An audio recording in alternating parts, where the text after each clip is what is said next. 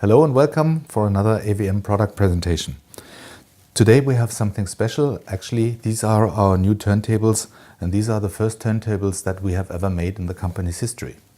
So actually the name of these products come from rotation, and this is why the model names start with an R in the beginning.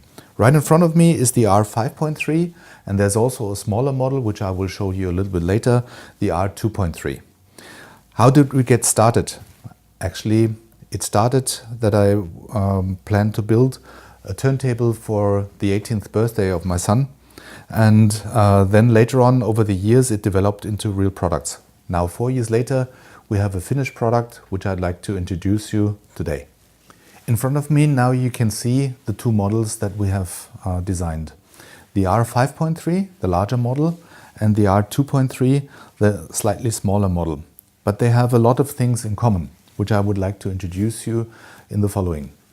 Both models are available in silver, but also with black surface. In the following, I'd like to show you all the innovations and also the technology which is built in both of the turntables. So, what's the technology behind? Both units have a composite plinth. Actually, this is a very heavy material, and the plinth is covered with aluminum top cover, and also the front plate is completely glued to it. So that gives us a very low resonance. So actually when you knock on the plinth, you can hear it that it's almost dead. The units are controlled with these three knobs on the front, which are illuminated blue as well, for on-off 33 and 45 RPM. The 5 kilogram heavy platter of the model 5.3 is driven by an ellipsocentric belt drive, which I will show you a little bit later. Technological highlight is the 10-inch arm, which I have designed specifically for this model. The arm is also capable of carrying practically any cartridge that you may choose. The moving mass of the arm is just 15 grams, so it's a medium light arm, and it works very well with the system. The R2.3 carries a 9-inch arm, which is essentially a spin-off of the larger 10-inch arm from the 5.3 model. The blue illumination of the platter may be switched off or even dimmed in both models. The arm is gimbal mounted, and actually you can also see the anti-skating on this side of the arm, where it's a little lever that is mounted on a little wheel.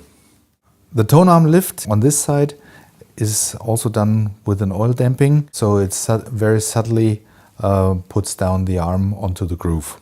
When you rest the arm in its position, there is a little magnet which holds back the arm so it doesn't jump off where it's supposed to rest. Both arms are aluminum polished, and also on the 9-inch tone arm the anti-skating is done a little bit different. You can see the counterweight on this end. With the platter removed, you can now see here the belt which is moved around the subplatter in this what we call ellipsocentric array.